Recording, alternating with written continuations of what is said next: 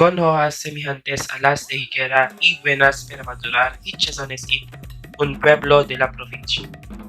The word Amulung, according to the Ibanag dictionary, means ivy with leaves that are similar to those of the fig tree, good for ripening the swelling of the body.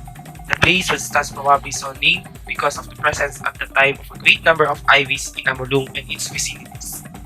According to the Alcalde Mayor of Cagayan, Juan Varona de Velazquez, Amulung was founded at the bank of the Cagayan River, 5 leagues from Nasiping, for the purpose of alleviating the hardships of the travelers. The said Alcalde Mayor, writing in 1746, called Amulung as a new town. To understand the purpose of founding Amulung, which was to alleviate the hardships of the travelers, one needs to remember that before the founding of Amulung and later of Alcala, the boats had to be rowed all the way from the Siping to Iquique, a very long distance. Add to this, the many monsoon rains and typhoons, and one could thus but pity the travelers, particularly the rowers flying the Cagayan River. Father Manuel Mora, OP, spoke of a travel he made in February 25, 1804 from Amulung to Nasiping, reaching Nasiping after 3 hours and a quarter. The travel was downstream, upstream. The travel could extend to double or almost double the time. Furthermore, Father Mora had the service of a good number of rowers. Amulung was then an annex or visita of Iquique, meaning that the missionary of Iquique took care too of Amulung. Amulung as a Spanish pueblo was civilly founded by a decree of the Governor General dated May 10, 1734. The decree was implemented in Cagayan Valley by the Alcalde Mayor Don Manuel Romero in December 15 of the same year. Ecclesiastically, Amulung was founded in April 30, 1735 under the patronage of Our Lady of Victories. The above-mentioned Alcalde Mayor Don Romero donated the image of the Virgin and gave 100 pesos to contribute to the celebration of its fiestas. Today, the patron saint has been changed to Our Lady of the Holy Rosary.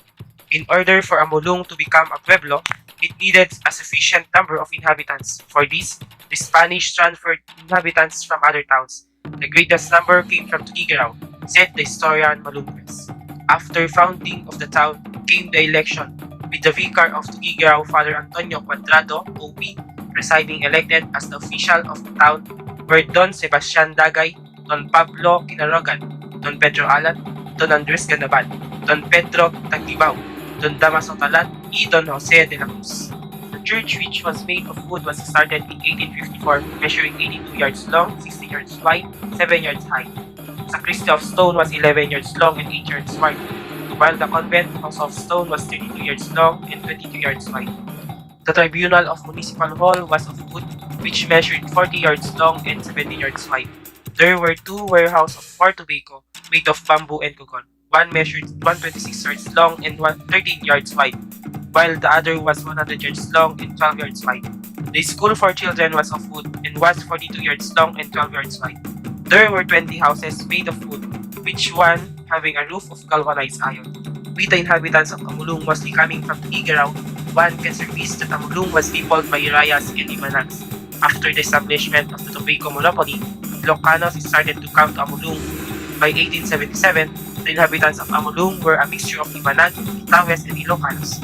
The men wore pants, shirt of pineapple fibers or of jean, which is a twilled fabric, a hat or handkerchief, while the women wore tapis, short shirt with white sleeves, a handkerchief in the head, or a veil when they go to church.